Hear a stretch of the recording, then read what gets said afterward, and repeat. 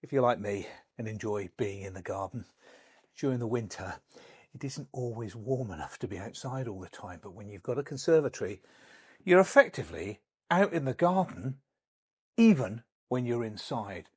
And that's the beauty of it. There is something about every window contains a different picture, a living, growing picture of nature. So even though now I'm looking outside during winter to more of a bare set of borders, this is a lovely herbaceous border that during the summer is teeming with life. But you know, during winter, it's just as busy. Maybe not by the bright blooms of the flowers, but the seed heads, reminiscent of the flowers you had the previous years. And I deliberately leave these up in the garden as a food source for the visiting birds. Now, the birds are best observed during the winter because our winter resident birds, they just love it and they like the food. So I've got bird feeders up and about. I leave seed heads there for the birds to go. And because there isn't so many leaves on the trees, I can see them a lot clearer. So in winter, there's a great deal of interest. And you know, the dried flowers have a character all on their own. And it's not just the artichokes, of course, all the grass seed heads, but also I've got some hydrangeas out there where I leave the flowers on as well. It's all interest. Of course, you can have flower, but inside. But you've got to choose them carefully. The thing to think about, unlike normal inside of the home where there are windows allowing light in a conservatory, you're allowing a lot of light in. And of course, you're relying on the double or triple glazing, really, to manage the heat within the area. So that there are some plants that are very highly tolerant of temperature changes and the exposure of light. And if you choose wisely, there are some very tough plants that perform incredibly well inside conservatories. And I'll give you that list at the end of the video, so keep watching. But in the meanwhile, I'm going to look at why a conservatory is different from any other room in the house when it comes to growing plants and how you can enhance yours so you get the best performance of the plants growing inside your conservatory. Now, the first thing is all about managing the light. And if you're managing the light, of course, you're also having a slight involvement with the temperature as well. And it depends where your conservatory is positioned. And most conservatories, to maximise the use of the light, are facing south. So I've got the sun rising over there, and I can see the mound with my silver birch over there. It's gorgeous. Then the sun moves along here for the lovely herbaceous border, and the sun sets just behind me here in that field at the back, and I enjoy seeing every sunrise and sunset, the beauty of being inside. But of course, it is slightly challenging for plants. Now, of course, there is special glass to help diffuse the light and make it more comfortable, not only for plants, but for humans as well. And of course, you have the option of using blinds or even curtains at the heat of the day to be able to give you a bit of extra protection. But I don't really like blocking out any of the beautiful view, and it really depends on where you sit within your conservatory. It's a little bit like when you're sitting outside, there's a patio that you sit in for the morning sun. You might have a seat over the far side for the afternoon and an area for the evening sun. It's the same in the conservatory, but I don't want to move the seats around. I'd rather move the plants around. And as you can see here, I've made this ladder. And that's exactly what it, but not for climbing up, of course. This is to facilitate being able to hook plants onto. And I've used these containers here with the little hook at the back. It's not only for plants. I've also got a copy of the newspaper and magazines, and there's a throw and there's a few other things. It makes it really practical. You don't have to make your own. You can use a ladder. You can go online and buy the old wooden ones that people sell on social sales sites and paint it and bring it in. It's quite lightweight, so if I happen to be sitting here and the morning sun's over there, I don't want to block the view, I can move my plant into the right position to enable me to enjoy the view and have the plants at the same time. The other good thing about a conservatory, unlike a window, naturally plants have phototropic growth, meaning they grow towards the sun to maximise the leaf to help it photosynthesize to produce glucose and food for the plant. So sometimes if you've got a windowsill, the plant has a tendency to bow towards where the light is and become slightly imbalanced. So what you do is you lightly turn it around. Don't turn it all the way around, but slight rotation just to make sure that the plant keeps more upright than focused in one area. Now with a conservatory, you're a lot better off because there's lots more access to light all the way around the outside. But if you have one very close to a light source in the corner and you see it leaning that way, just give it an occasional light turn. Temperature is another key point in a conservatory. Now this particular one here has got an open front straight into the house. I don't close this after I've left the conservatory, it's left open. So it's pretty much room temperature all the time. If you have a conservatory that you don't heat during the winter, you will need to keep it frost free for a lot of the plants that you grow. Of course, conservatories have doors as well, which are incredibly practical when you just want to walk out in the garden during the summertime. But in the winter, you may also wish to use the door to get in and out. And if you do, of course, on the cold nights, you're going to get a blast of cold air. Here's a good tip.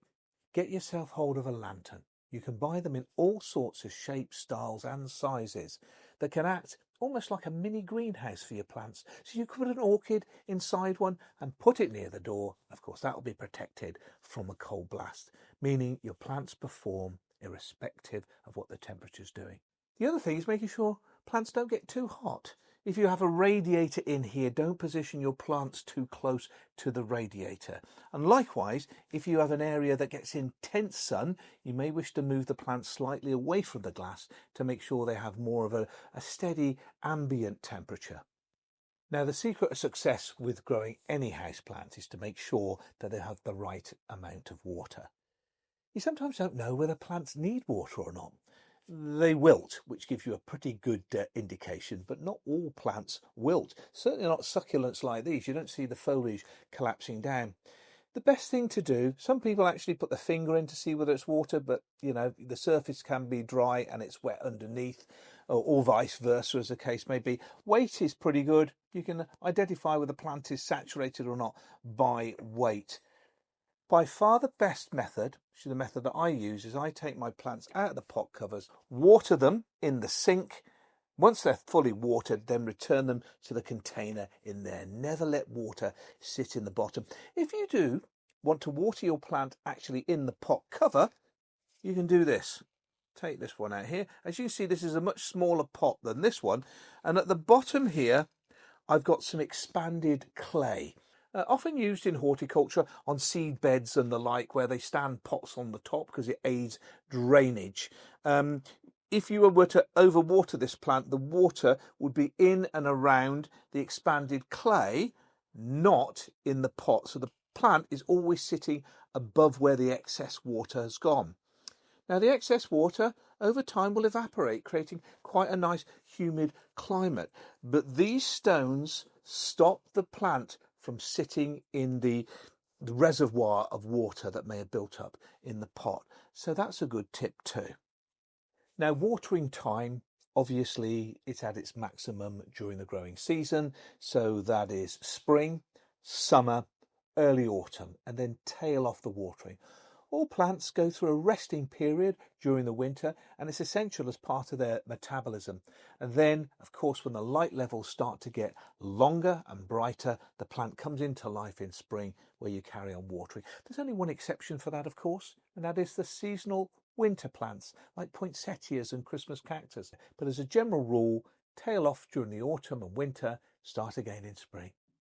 Of course, during the autumn and winter, when we've got central heating on in the house, it has a tendency to dry out the atmosphere, and plants will benefit from a little extra humidity. So will humans actually, but let's stick with the plants. You can achieve a bit more humidity in a variety of different ways.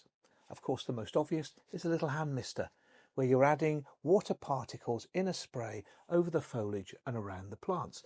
You've got to really think of where plants originate from.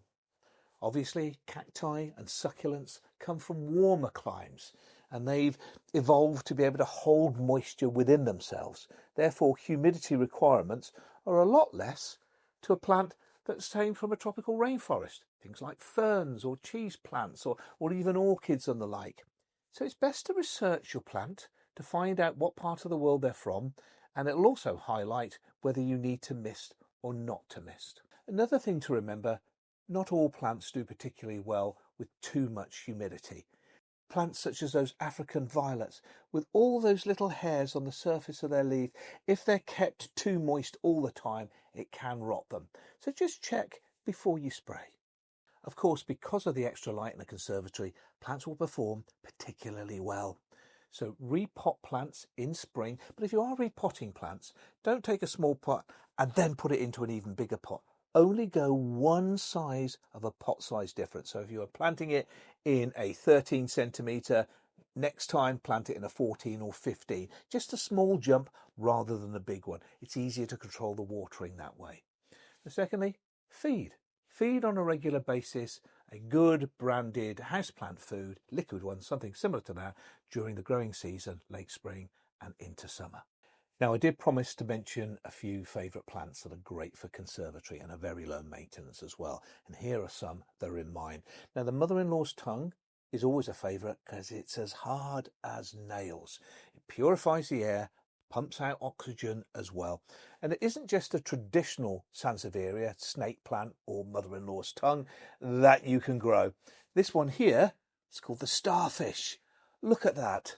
These lovely horizontal stripes and the random nature of almost like fingers growing, and it's a very, very good succulent.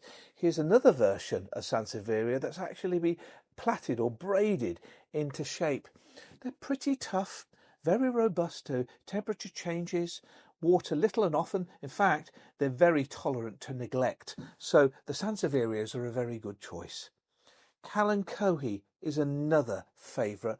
Lovely plant, produces an abundance of flower, always seems to be in flower.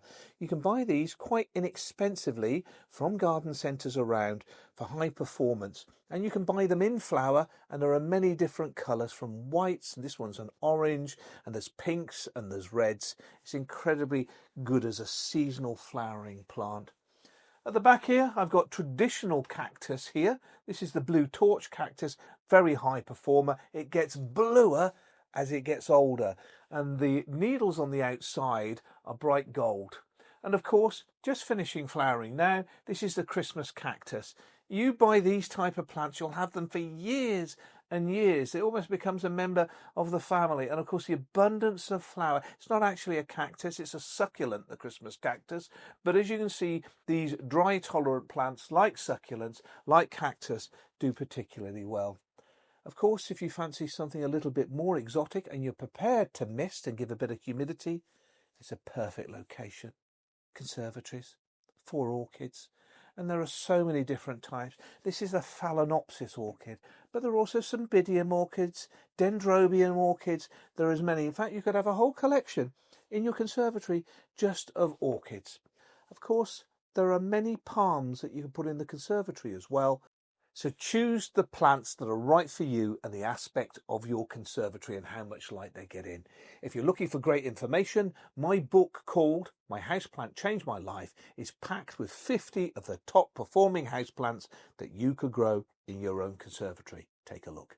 Big thanks to Everest for sponsoring this video. For more information on Everest and their products, just go to their website, everest.co.uk. If you like this video, please give it the thumbs up. And if you want more free, great gardening and nature content, just subscribe to my channel and I'll let you know when new videos come available. Enjoy your garden.